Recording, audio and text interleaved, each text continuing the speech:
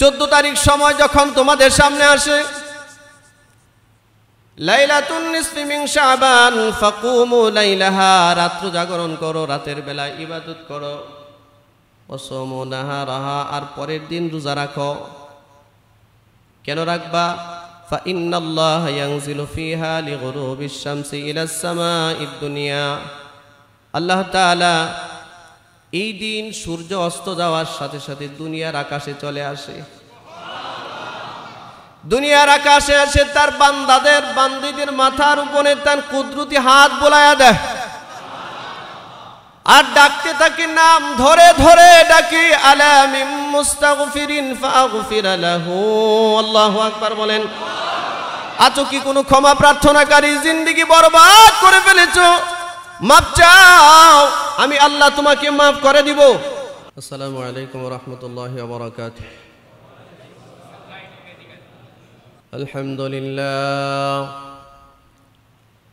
আলহামদুলিল্লাহ ওয়া কাফা ওয়া সালামুন আলা ইবাদিহিল্লাযীনা ইসতাফা। أما بعد فأعوذ بالله من الشيطان الرجيم. بسم الله الرحمن الرحيم. يوم تجد كل نفس ما عملت محضرا وما عملت من سوء تود لو أن بينها وبينه أمدا بعيدا ويحذركم الله نفسه والله رؤوف بالعباد. وقال تعالى في آيات مقام آخر: قل إن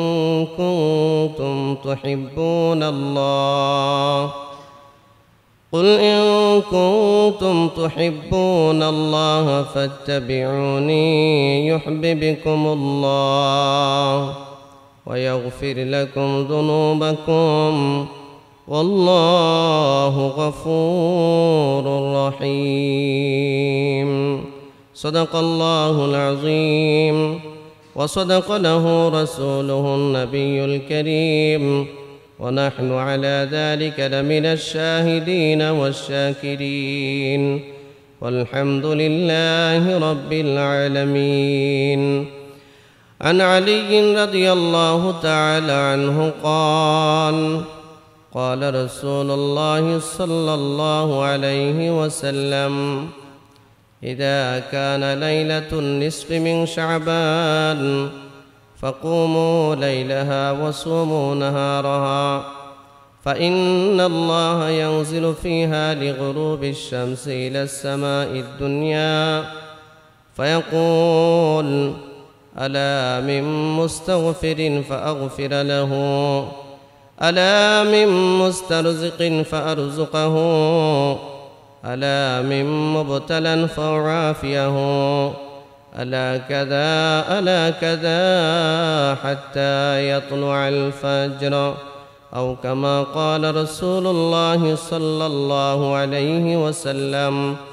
সকলে দরুদ ইব্রাহিম পড়ি। আল্লাহুম্মা সাল্লি আলা মুহাম্মাদিন ওয়া আলা আলি মুহাম্মাদ কামা সাল্লাইতা আলা ইব্রাহিম وعلى آل إبراهيم إنك حميد مجيد.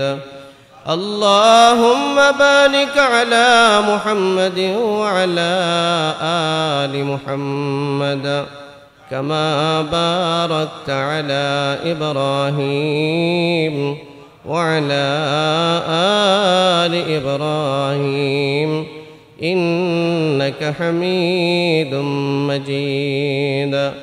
رب زدني علما، رب يسر ولا تعسر وتمم بالخير، رب اشرح لي صدري ويسر لي أمري واحلل عقدة من لساني يفقه قولي.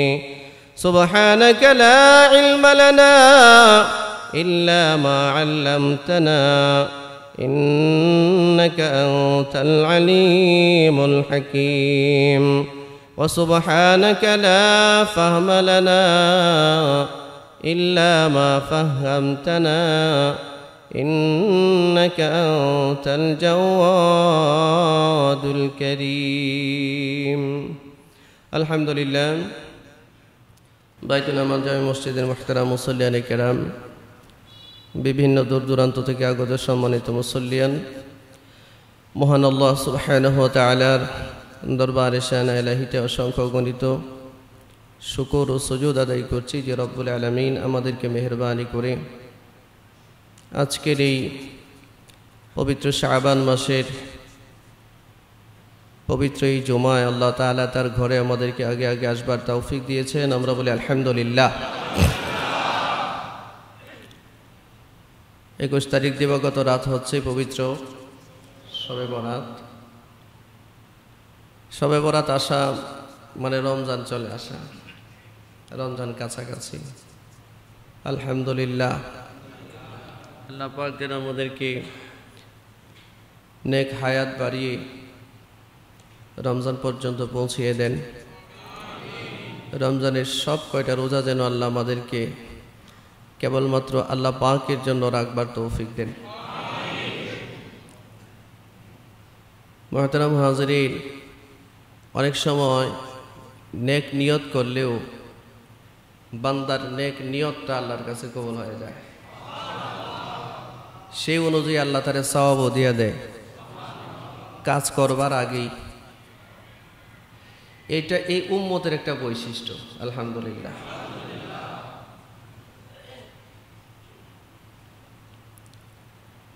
মেরাজের রাতে আল্লাহ তাআলা তার নবী মুহাম্মদুর রাসূলুল্লাহ সাল্লাল্লাহু আলাইহি ওয়াসাল্লামকে এই হাদিয়াটা দিয়েছিলেন যে নবী আপনি তো আপনার উম্মতের ব্যাপারে খুব চিন্তিত আপনার উম্মতের জন্য স্পেশাল একটা হাদিয়া এটা হলো আপনার উম্মত যদি কোনো ভালো কাজের নিয়ত করে এই কাজটা করলে পরে যে সওয়াব হয় নিয়ত করার সাথে সাথে আমি তার এই সওয়াব দিয়ে দিই কোনো মন্দ কাজের কোনো গুনাহের কাজের যদিও কোনো ইরাদা করে কিন্তু এইটা বিপরীত সাথে সাথে ফেরেশতাকে বলি না যে তার গুনাহটা লিখে ফেলো যতক্ষণ পর্যন্ত সে গুনাহ সংগঠিত করে না গুনাহ সংগঠিত করার পরেও ফেরেশতাকে অন্তত পক্ষে 7 ঘন্টা সময় আমি স্টপ করে রাখি গুনাহটা লিখো না সুবহানাল্লাহ যে আসতে বললেন গুনাহ করে ফেলছে তারপরেও অন্তত পক্ষে 7 ঘন্টা সময় ফেরেশতাকে আল্লাহ স্টপ করে রাখে গুনাহটা তার রেজিস্টারের মধ্যে উঠায়ও না যদি 7 ঘন্টার ভিতরে আমার বান্দা ফিরে আসে তাহলে এটা লেখার আর প্রয়োজন নাই সুবহানাল্লাহ এই জন্য নেক নিয়ত বুখারী শরীফের প্রথম হাদিস ইমাম বুখারী রাহিমাহুল্লাহু তাআলা এই জন্য এই হাদিস এনেছেন ইন্নামাল আমালু বিন্নিয়াত নেক নিয়ত করা নিয়তের উপরে সব কাজ নির্ভরশীল হয় সামনে রমজান আসতেছে অনেকেই অসুস্থ আছেন রোজা রাখবার মতো সুযোগ বা অনেকের হয় না অনেক অসুস্থ কিন্তু 100% নিয়তটা একেবারে সহি নিয়ত যে আল্লাহ তুমি আমারে সুস্থ করে দাও আমি চাই শুরু থেকে শেষ পর্যন্ত সব কয়টা রোজা রাখতে আল্লাহ আমার মন চায় আমি যেন রোজাগুলো রাখতে পারি এই নিয়তটা করে ফেলেন না এই নিয়তটা করে ফেলেন আল্লাহ তৌফিক দিয়া দিক বলেন আমিন এরপরে যদি অসুস্থতার কারণে কেউ রাখতে না পারেন আপনার নিয়তটা কি রকম ছিল আপনি কি ধরনের নিয়ত করছেন এটা তো আল্লাহ জানেন না তুবদু মা ফি আনফুসিকুম আও তুখফুহু ইউহাসিবুকুম বিহিল্লাহ বান্দা তোমার হৃদয়ের ভিতরে কি ধরনের নিয়ত তুমি করো কি ধরনের কথা তোমার ভিতরে উদয় হয় পৃথিবীর সব মানুষ না জানলেও আমি মালিক তোমার অন্তরের উদিত কথা সম্পর্কে জানি। অন্তরে কোন কথার উদয় হয় এটা রব্বুল আলামিন। নিয়ত যদি সহি হয়, আল্লাহ আমি রোজা রাখতে চাই কিন্তু পারলাম না, নিয়তটা দেখবে আল্লাহ, নিয়তটা দেখবে। এই কারণে আল্লাহ নিয়ত সহি হইলে আল্লাহ যদি কাউকে 30টা রোজার ফজিলত দিয়া দেয়, আটকানোর ক্ষমতা আছে কারো? এই কারণে হাদিসের মধ্যে আসছে, বুখারী শরীফের মধ্যে এক রাওয়ায়াতের মধ্যে আসছে, হাসরের ময়দানে পুলসিরাতের পুলের উপরে স্ক্যানিং মেশিন বসানো হবে 7টা। কয়টা? 7টা স্ক্যানিং মেশিন বসানো হবে। 7 ধরনের স্ক্যানিং মেশিনের মধ্যে 7 ধরনের আমল স্ক্যানিং হবে বান্দার। যারা বাহিরে গিয়েছেন তারা জানেন, এয়ারপোর্টে ঢুকলে ইমিগ্রেশন হয়, স্ক্যানিং হয়, গাট্টি বুসকাও তো স্ক্যানিং হয়, মানুষেরও স্ক্যানিং হয়, ঠিক কিনা? গাট্টি বুসকা যেমন স্ক্যানিং হয়, মানুষেরও স্ক্যানিং হয়। আর এখন তো এমন কঠিন এক অবস্থা, আপনার এই বেল টেল সহ, জুতা টুতা সহ, গড়ি টড়ি সহ খুলে দিয়ে দিতে হয়। খুব কঠিন অবস্থা। ফুলসিরাতের পুলের উপরে এরকম স্ক্যানিং মেশিন বসানো হবে 7টা। আল্লাহর নবী বলেন, عن أبي هريرة رضي الله تعالى عنه قال قال رسول الله صلى الله عليه وسلم من المفلس। নবীজি বলেন, হে উম্মতেরা, তোমরা কি বলতে পারো আমার উম্মতের মধ্যে সবচেয়ে অসহায় নিঃস্ব গরিব মানুষ কে? আপনাদের কাছে কে গরিব? যার টাকা নাই, পয়সা নাই, অর্থ নাই, খড়ি নাই, যারাই তো নাকি? সাহাবায়ে কেরাম বললেন, ক্বালু, তারা বললেন, আল মুফলিসু ফিনা মান লা দিরহাম লাহু ওয়ালা মাতা। ইয়া রাসূলুল্লাহ, আমাদের কাছে নিঃস্ব ওই ব্যক্তি, মান লা দিরহাম লাহু, যার কাছে কোনো দিরহাম নাই, টাকা নাই, পয়সা নাই, ডলার নাই, ওয়ালা মাতা, যে এক বেলা খাবার খেতে পারে না। আমাদের কাছে তো এরাই গরিব, ঠিক কিনা? নবীজি বললেন, লা, হলো না। শোনো, ইন্নাল মুফলিসা মিন উম্মতি, নিশ্চয়ই আমার উম্মত থেকে ওই ব্যক্তি সবচেয়ে বেশি অসহায়, সবচেয়ে বেশি নিঃস্ব, যে ব্যক্তি ওয়ায়াতি, হাসরের ময়দানে উপস্থিত হবে। ইন্নাল মুফলিসা মিন উম্মতি মান ইয়াতি ইয়াউমাল কিয়ামাতি, কিয়ামতের দিবসে হাজির হবে স্ক্যানিং মেশিনের সামনে পুলসিরাতের উপরে। বিসলাতিন, তার এক পাশে থাকবে তার নামাজ, ওয়াসিয়ামিন, এক পাশে থাকবে তার রোজা, ওয়াজাকাতিন, এক পাশে থাকবে তার রোজা, যাকাত, যত ধরনের নেক আমল আছে সব থাকবে এক পাশে। পাশাপাশি বাম পাশে থাকবে ওয়ায়াতি কদ শাতামা হাদা, বাম পাশে থাকবে কারো পরনিন্দা করেছিল, গীবত করছিল, কারো গীবত, এই অপরাধটাও বাম পাশে আসে। নাউজুবিল্লাহ বলেন। ওয়াকাযাফা হাদা ওয়া আকালা মাল হাদা ওয়া দারাবা হাদা। আল্লাহর নবী বলেন, ক্ষমতা ছিল কাউকে তুমি প্রহার করেছো, ক্ষমতা ছিল কারো সম্পদ তুমি আহরণ করেছো, ভক্ষণ করেছো, আত্মসাৎ করেছো, ক্ষমতা ছিল। ওয়াদারাবা হাদা, লাঠি শুটার বড় এক মহড়া ছিল তোমার, শরীরের মধ্যে রক্তের গরম ছিল, যাকে মনে চায় তাকেই মেরে ফেলেছো। ওয়াদারাবা হাদা, এই অপরাধটাও তোমার বাম পাশে আসবে। স্ক্যানিং মেশিনে স্ক্যানিং হবে এগুলো। এই যে পাওনাদার আর দেনাদার স্ক্যানিং মেশিনের সামনে যখন দাঁড়াবে, পাওনাদার আসবে, দেনাদার আসবে। প্রত্যেকটা মানুষ তো পুলসিরাত পার হতে হবে, পার হওয়া লাগবে না? পুলসিরাত পার হওয়া লাগবে না? প্রতিটা মানুষ পার হবে।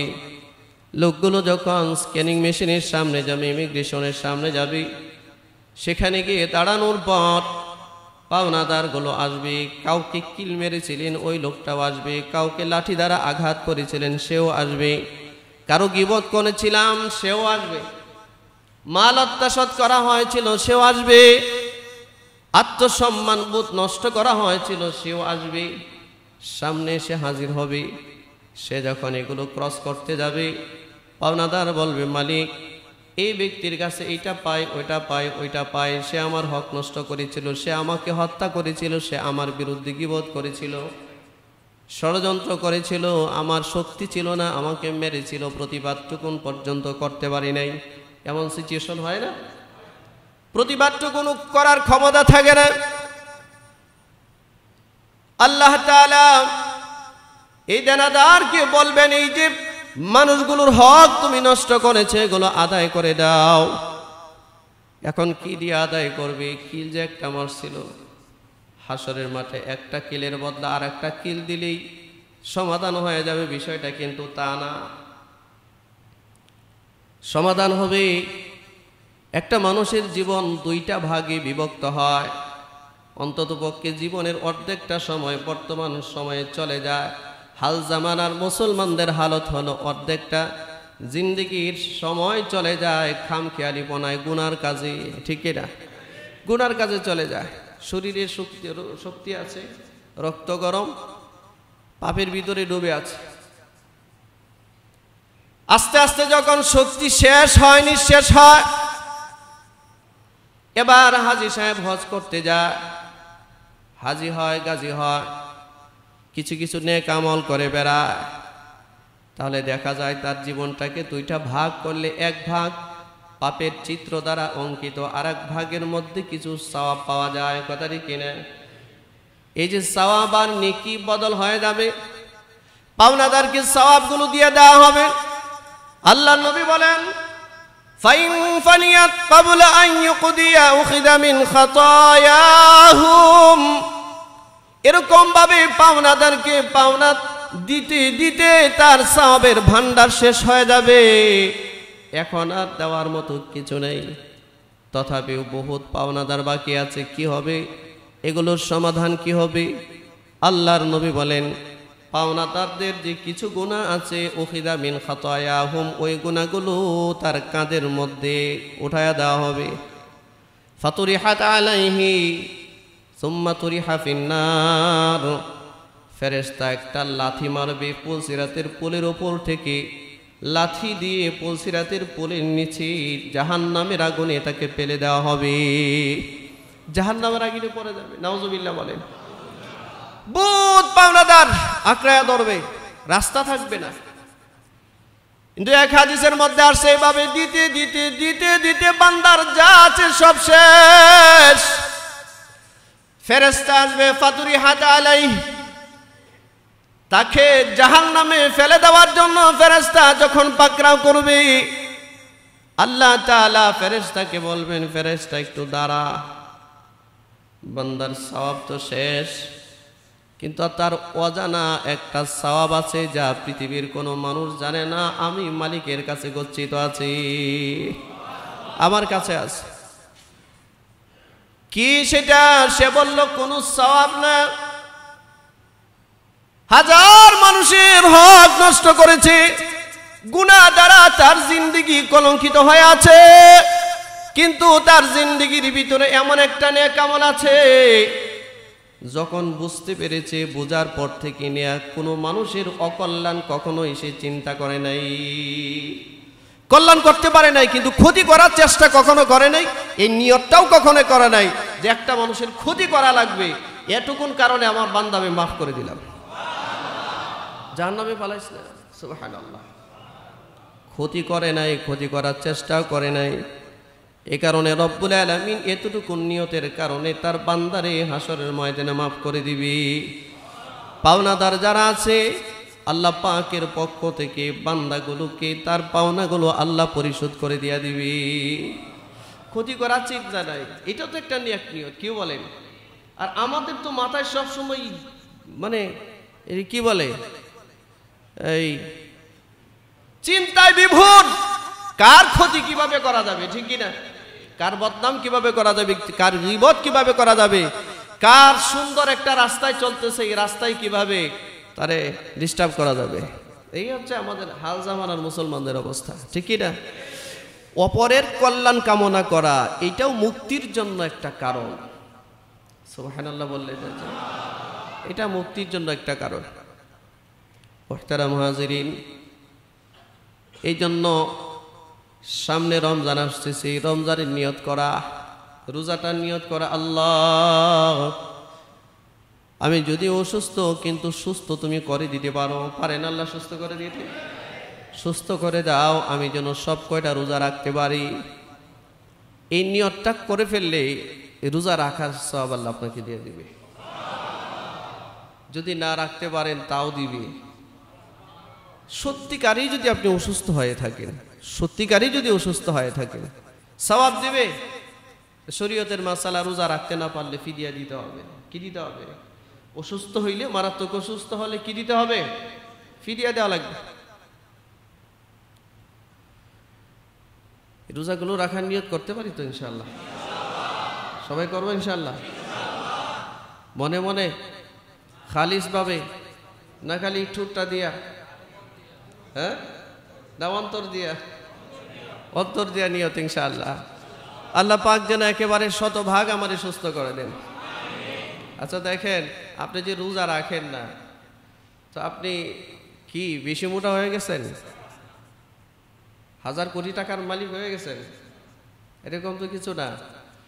বা সুস্থ হয়ে গেছেন আপনি, এরকমও তো না। বরঞ্চ আপনি ক্ষতির ভিতরে পড়লেন, ঠিক কি না? রোজা না রেখে আপনি ক্ষতির ভিতরে পড়লেন। আল্লাহ রাব্বুল আলামিন এই রোজাগুলো আমাদেরকে পরিপূর্ণ রাখবার তৌফিক দান করুন, বলুন আমিন। রোজার ফজিলতের আলোচনা সামনে আসবে। আর একদিন আগামী রবিবার দিবাগত রাত্রে হলো শবে বরাত, নাকি ভাগ্য রজনী আপনারা বলেন? আসলে ভাগ্য রজনী না, এটা হচ্ছে মুক্তির রাত। মুক্তির রাত। কিসের রাত? বান্দাকে আল্লাহ তাআলা ক্ষমা করে দেওয়ার একটা সুযোগ করে দেয়। কিছু কিছু অফার ঘোষণা করে আল্লাহ, সুবহানাল্লাহ।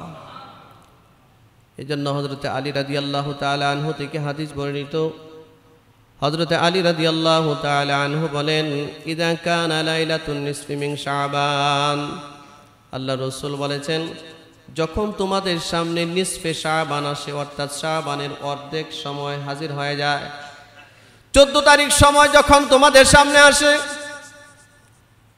লাইলাতুন নিসফি মিন শাবান ফাকুমু লাইলাহা, রাত্র জাগরণ করো, রাতের বেলা ইবাদত করো, ওয়াসুমু নাহারাহা, আর পরের দিন রোজা রাখো।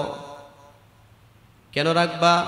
ফা ইন্নাল্লাহা ইয়ানজিলু ফিহা লিগুরুবিশ শামসি ইলাস সামাঈদ দুনিয়া, আল্লাহ তাআলা এই দিন সূর্য অস্ত যাওয়ার সাথে সাথে দুনিয়ার আকাশে চলে আসে। দুনিয়ার আকাশে এসে তার বান্দাদের, বান্দীদের মাথার উপরে তার কুদরতি হাত বোলায়া দেয়, আর ডাকতে থাকে, নাম ধরে ধরে ডাকে, আলা মিন মুস্তাগফিরিন ফাগফির লাহু। আল্লাহু আকবার বলেন। আছো কি কোনো ক্ষমা প্রার্থনাকারী জিন্দেগি বরবাদ করে ফেলেছো? মাপ চাও, আমি আল্লাহ তোমাকে মাফ করে দিব। মাফ করে দেওয়ার জন্য আজকের এই রাতটা হচ্ছে একটা সুবর্ণ সুযোগ তোমার জন্য। মাপ চাও, আমি আল্লাহ দয়া নিয়ে তোমার সামনে হাজির হয়েছি। সুবহানাল্লাহ। আলা মিন মুস্তারজিকিন, বান্দা তুমি অভাবের ভিতরে আছো, পৃথিবীর কোনো মানুষ তোমার অভাব দূরে সরাইতে পারবে না। আমার কাছে চাও, ফারজুকাহু, আমি আল্লাহ তোমাকে তোমার অভাব মুক্ত করে দিব, তোমাকে অপুরন্ত রিজিক দান করে দিব, অপুরন্ত রিজিক দিব। আলা মিন মুবতালান ফারাফিয়াহু, মুসিবতের ভিতরে আছো, আমার কাছে চাও, আমি তোমাকে মুসিবত থেকে মুক্ত করে দিব। আলা কাযা হাত্তা ইয়াতলুআল ফাজর, এরকম ভাবে আল্লাহ তাআলা ফজর পর্যন্ত বান্দার সমস্যাগুলো ইন্ডিকেট করে করে বান্দাকে ডাকতে থাকে, আর বলতে থাকে, বান্দা তোমার এই সমস্যা আছে, আমার কাছে বলো, আমি তোমার সমাধান করে দিব, আমি সমাধান দিয়ে দিব। আচ্ছা, আল্লাহ যদি সমাধান দিয়ে দেয় বান্দার সমস্যা, তার আর কোনো সমস্যা আছে? তার তো আর কোনো সমস্যা থাকবার কথা না, সে চূড়ান্ত সফল হয়ে যাবে। এই শবে বরাত নিয়ে এখন আমাদের দেশে কি বলবো, নানান জাতের ঝামেলা চলতেছে, ঠিক কি না? শবে বরাতের তারিখ নিয়েও ঝামেলা, হ্যাঁ কি অবস্থা। তারপরে আবার একদল বলে শবে বরাত বলতে কিচ্ছু নাই, বুয়া, এটা হচ্ছে বেদাত। কি শবে বরাত নাকি ভুয়া, বেদাত। আবার আরেক দল বলতেছে শবে বরাতই আমাদের জীবনের সব কিছু, আর কিছু নাই। অর্থাৎ একদল টোটালি শবে বরাত ছেড়ে দিছে, আরেক দল এমন ভাবে ধরছে যে জীবনের এইটাই সবকিছু। ওর মনে মনে চিন্তা যে আল্লাহ মনে হয় আসমানে এই দিনেই আসে, আর 12 মাসের মধ্যে একদিনও মনে হয় আসে না। এরকম না, আল্লাহ প্রতিদিনই প্রথম আসমানে আছে, সুবহানাল্লাহ। রাত যখন রাতের 1/3 সময় যখন হয়ে যায়, রব্বুল আলামিন প্রথম আসমানে চলে আসেন, বান্দাকে ডাকেন, প্রতিদিন তার সমস্যার কথা উল্লেখ করেন। আল্লাহ এত দয়ালু। বাড়াবাড়ি আর সারাসারির কবলে মুসলমানের নেক আমল আজকে মানে কফিন বন্দি হইতেছে, ঠিক না?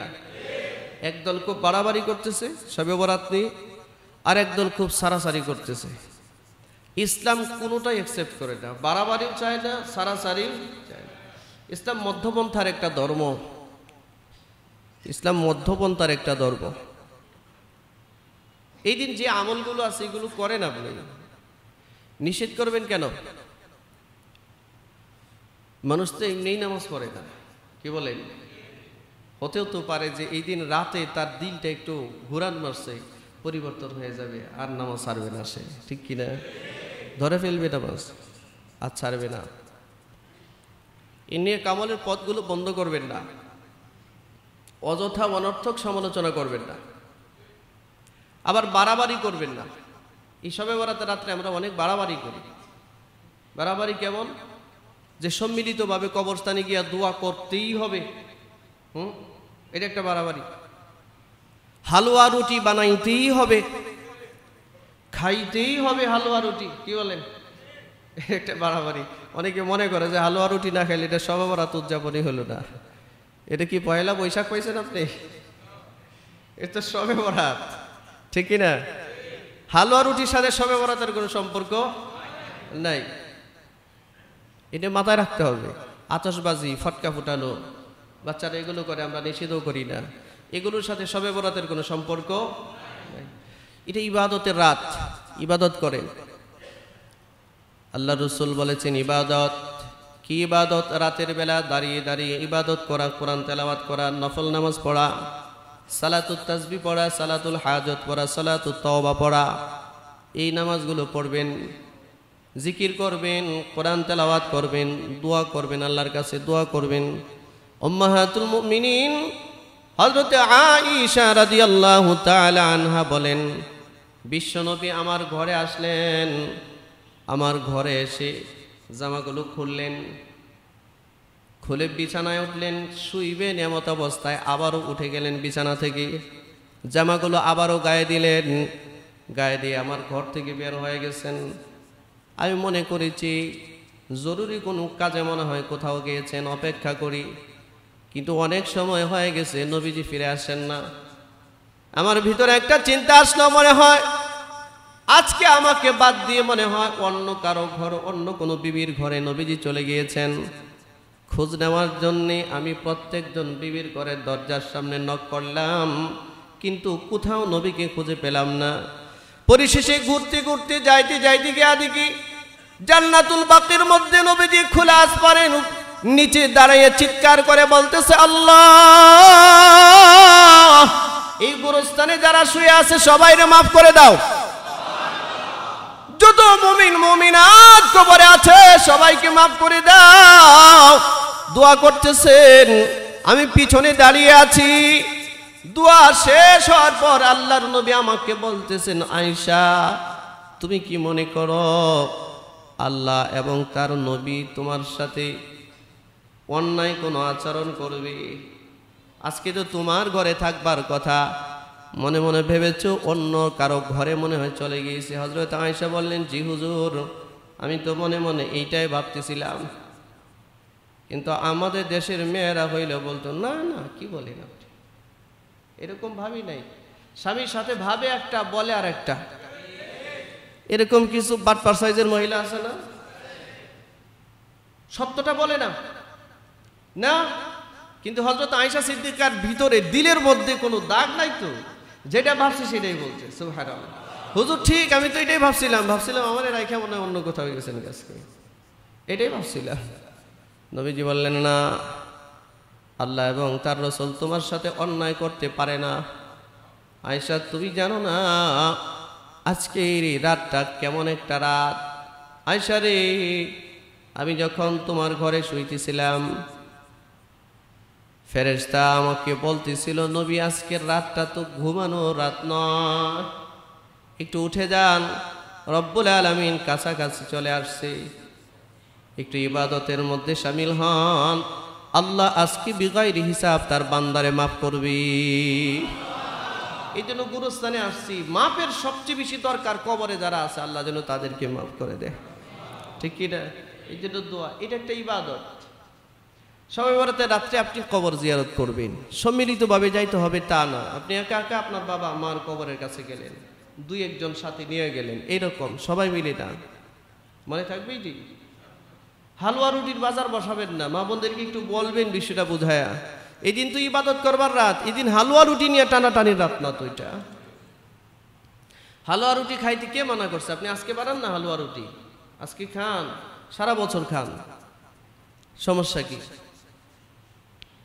কিন্তু এই দিনটাকে ধার্য করা, তখনই আপনার বেদাতের একটা প্রশ্ন চলে আসে।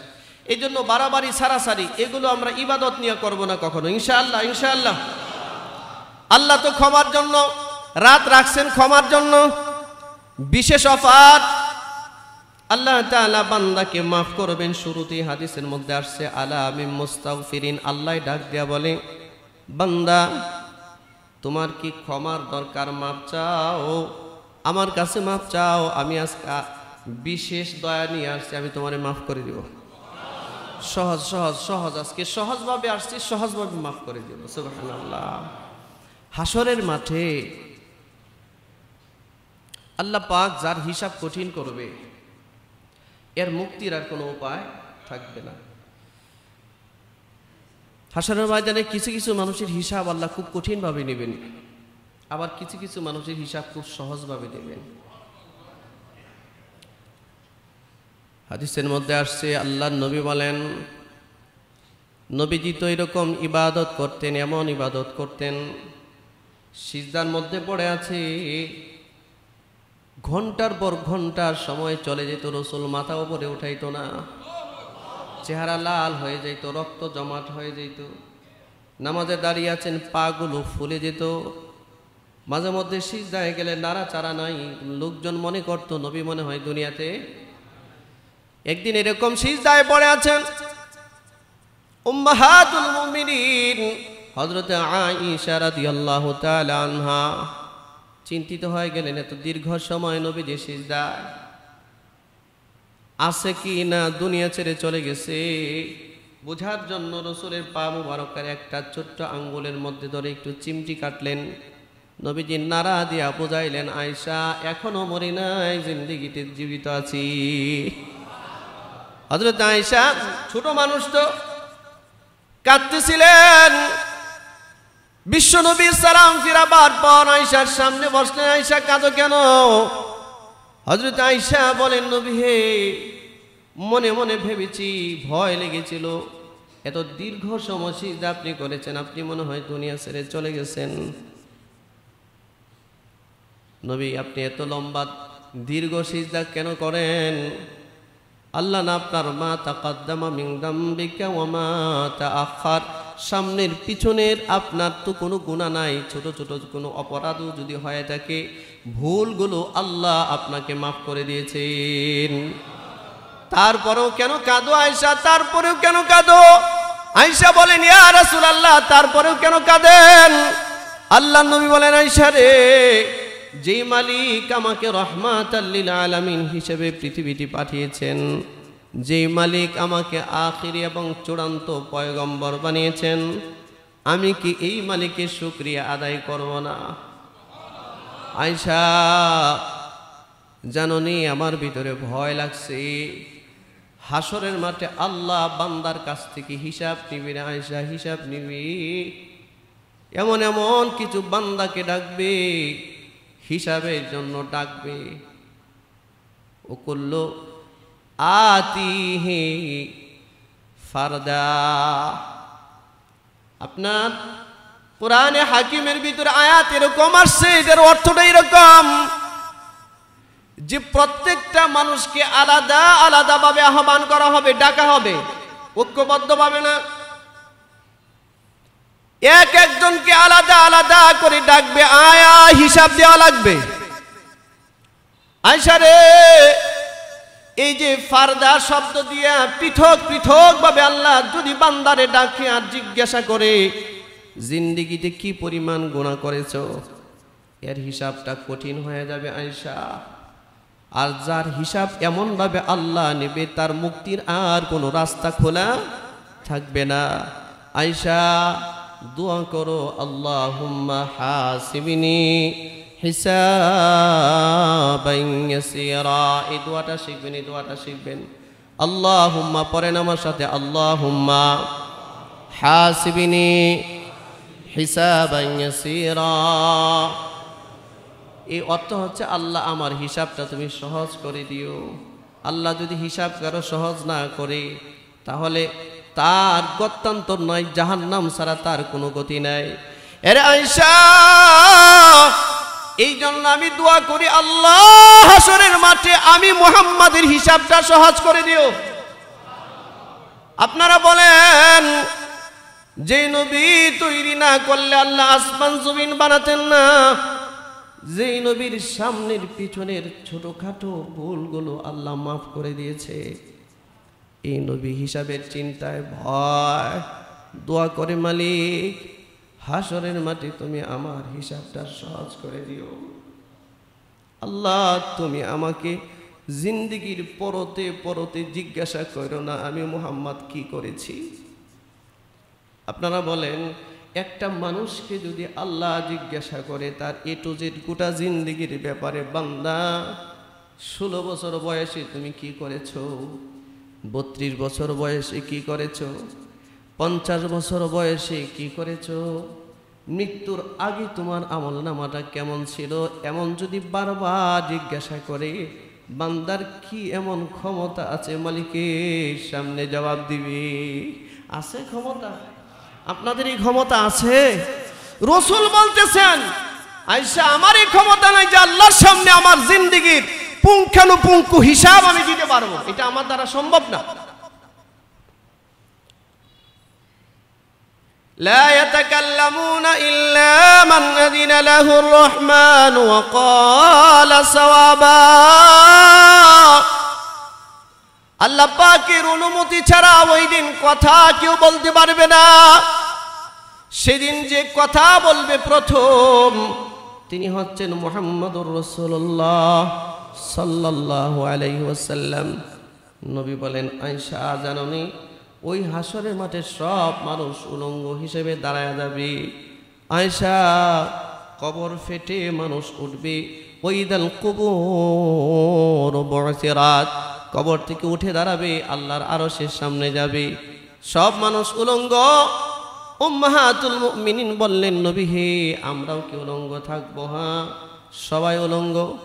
উম্মাহাতুল মুমিনিন হযরত আয়েশা একটু লজ্জা পেয়ে গেলেন, নবী এটা কেমন করে হয়? কেউ কি কারো দিকে নজর করবে না, তাকাবে না?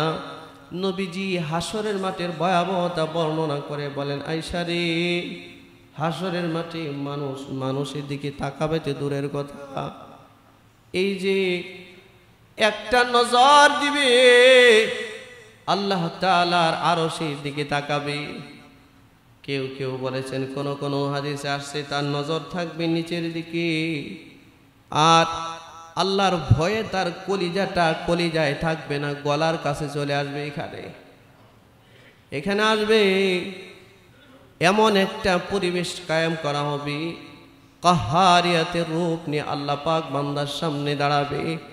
আয়েশা, যেদিন কোনো ইয়াউমা লা ইয়ানফাউ মালুন ওয়ালা বানুন, যেদিন কোনো সন্তান তার মা বাবার কোনো উপকারে আসবে না, কেউ কারো কোনো উপকার করতে পারবে না। সন্তান মা বাবা থেকে পলায়ন করবে, মা বাবা সন্তান থেকে পলায়ন করবে। ইয়াউমা ইয়াফিরুল মারউ মিন আখিহি ওয়া উম্মিহি ওয়া আবিহি ওয়া সাহিবাতিহি ওয়া বানিহি লিকুল্লি ইমরিইন মিনহুম ইয়াউমাইযিন শানুন ইউগনিহি। ওই দিন প্রত্যেকটা মানুষ নিজেরই নিয়ে চিন্তায় ব্যস্ত থাকবে। প্রতিটা নবী পর্যন্ত ইয়া নাফসি বলতে থাকবে। জানুনি আয়েশা, ওই হাসরের মাঠে যেন বিচার সহজ হয়, আল্লাহর কাছে দোয়া করো আল্লাহ যেন তোমার হিসাবটাও সহজ করে দেয়। উম্মাহাতুল মুমিনিনকে শিখায় আল্লাহ যেন তোমার হিসাবটাও সহজ করে। আরে আপনারা একটু চিন্তা করেন, যদি আপনার ভিতরে চিন্তা শক্তি বলতে কিছু থাকে, নবীর যদি এই হালত হয়, হাসরের মাঠে সর্বপ্রথম যিনি আর্গুমেন্ট করবে, আল্লাহর কাছে শাফায়াতের সুপারিশ করার অধিকার যিনি রাখেন, এই নবীর হালত যদি এমন হয়, সাধারণ মানুষের কি হালত হবে? সাধারণ মানুষের কি অবস্থা হবে? কি অবস্থা হবে? ওই দিন আল্লাহ রাব্বুল আলামিন যারে মাফ করে দিবে, যারে মাফ করবেন এরে ডাকবে, এইদিকে। যখনই আল্লাহ তার নাম ধরে ডাক দিবে, সাথে সাথে সে মনে মনে ভাববে, এই বুঝি আমার অবস্থা শেষ, রব্বুল আলামিন আমাকে ডাকছে, এখন বুঝি পুঙ্খানুপুঙ্খ হিসাব আমার আল্লাহ আমার কাছ থেকে নেবে। থর করে কাঁপতে থাকবে। আল্লাহ তাআলা তার ফেরেশতাকে বলবেন, একটা পর্দা আছে, পর্দা, এরে পর্দার ওই পারে নিয়ে যাও, ওই পারে নিয়ে যাও। পর্দা ফেলে দিবে, একটা পর্দার ওই পারে তাকে নিয়ে যাওয়া হবে। আল্লাহ এবার তারে জিজ্ঞাসা করবে, এরে গোলাম, তুই কি এই অপরাধগুলো করেছিস, এই গুনাহগুলো করেছিস, জিন্দেগি কি এভাবে নষ্ট করেছিস? সে সাথে সাথে স্বীকার করবে, আল্লাহ শয়তানের ধোঁকার মধ্যে পড়ে আমার জিন্দেগিটা আমি এই গুনাহগুলো করে ফেলেছি। মালিক হে, এখন যদি তোমার দয়া হয়, তোমার দয়া ছাড়া আমার বাঁচার আর কোনো উপায় নাই। এই গুনাহ আমি করে ফেলেছি। কেন করেছিলে এই গুনাহ? কে তোরে আমার থেকে দূরে নিয়েছে? আল্লাহ পাক কালামে পাকের মধ্যে ডাকেন, ইয়া আইয়ুহাল ইনসান, এ পৃথিবীর মানুষ, মা গাররাকা বিরাব্বিকাল কারীম, কে তোমাকে তোমার দয়ালু আল্লাহ থেকে দূরে সরাইলো? হাদিসের মধ্যে আসছে, হাসরের মাঠে বান্দারে এমন ভাবে ডাকে, তিরমিজি শরীফের রওয়ায়াতের মধ্যে আসছে, আল্লাহ প্রতিদিন যখন আসমানে আসে, বান্দারকে নাম ধরে ধরে তারে বলে, এ বান্দা, তুই দেখি আমি তোরে তালাশ করি, তুই দেখি আমার থেকে দূরে চলে যাস। বান্দা, তুই আমারে ডাক দিস একবার, আর আমি তোর ডাকে সারা দিই ৭০ বার। সুবহানাল্লাহ। এ বান্দা, মরণ তোর পিছনে ধাওয়া করতেছে, আর কিসের নেশায় তুমি পড়ে আছো? পৃথিবীর কত মানুষের মহব্বত তোমার দিলের ভিতরে ঢুকেছে, আমি আল্লাহর মহব্বত কি তোমার দিলের ভিতরে ঢুকে না? তুমি কি তাকায় দেখো না কত দৃষ্টান্ত পৃথিবীতে আমি আল্লাহ রেখেছি? ফেরাউনের ইতিহাস কি তোমার সামনে আসে না? নমরুদের ইতিহাস কি তোমার সামনে আসে না? কারুনের ইতিহাস কি তোমার সামনে আসে না? তুমি কি এগুলো দেখো না? বান্দা, বাঁচতে তো পারবে না, তবে কেন এই অপরাধগুলো করো? কে তোমাকে দয়ালু রব থেকে দূরে সরাইয়া দিছে? আল্লাহ প্রশ্ন করে বান্দারে। পর্দার আড়ালে যখন জিজ্ঞাসা করবে, এ বান্দা, কে তোরে এই গুনাহগুলো করার জন্য উদ্বুদ্ধ করেছিল? সে অকপটে স্বীকার করবে, আল্লাহ শয়তান আমাকে বিভ্রান্ত করেছে, আমি বুঝতে পারি নাই, কিন্তু আমি তোমারে বড় ভয় পাই আল্লাহ। আল্লাহ পাক বলবে, বান্দা, জিন্দেগিতে কিন্তু আমি তোর কোনো গুনাহ পৃথিবীর কোনো মানুষের সামনে প্রকাশ করি নাই। সুবহানাল্লাহ। আমার একটা নাম আছে সাত্তার। আল্লাহর নাম কি? সাত্তার মানে গোপন করে না বলা। দুনিয়াতে তোর গুনাহ আমি গোপন করেছি, পর্দার আড়ালে জিজ্ঞাসা করেছি যেন কেউ জানতে না পারে। আল্লাহু আকবার। ভয় যখন আছে, যা তোরে মাফ করে দিলাম। হাদিসের মধ্যে মুহাদ্দিসিন হযরতরা লিখেন, পর্দার আড়ালে আল্লাহ যার বিচার করবে তার হিসাবটা সহজ হবে, সুবহানাল্লাহ। আর পর্দার বাহিরে যার হিসাব করবে তার হিসাব কঠিন হয়ে যাবে, সে মুক্তির কোনো আশা করতে পারবে না। দুনিয়ার মুসলমানেরা এই জন্য আল্লাহ পাকের কাছে হিসাবটা সহজ চাওয়া চাই। সব সময় দোয়া করো, আল্লাহ তুমি আমার হিসাব হাসরের মাঠে সহজ করে দিও, আমার হিসাবটা তুমি সহজ করে দিও আল্লাহ। মনে থাকবে তো ইনশাআল্লাহ? এই যে হিসাব দিয়া বান্দা আল্লাহ পাকের কাছে মুক্তির কোনো আশা কখনোই করতে পারে। চূড়ান্ত নবী যখন এটা পারে না, কোনো উম্মত এটা পারবে না। এই যে আমাদের এই যে শবে বরাত, পবিত্র মাহে রমজান, 3টা ভাগে আল্লাহ ভাগ করেছেন। এই সব কিছু মিলাইয়া আল্লাহ বান্দার সামনে একটা অফার দিয়ে আসছে।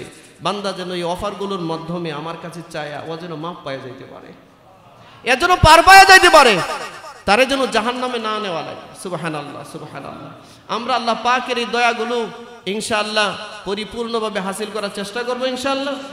সব সময় আল্লাহ পাকের কাছে হিসাব সহজের দোয়া চাইবেন। আল্লাহুম্মা হাসিবনি হিসাবাই ইয়াসিরা। এই দোয়াটা জানা না থাকলে লিখে নিয়ে যাবেন কারো কাছ থেকে, যিনি জানেন তার কাছ থেকে।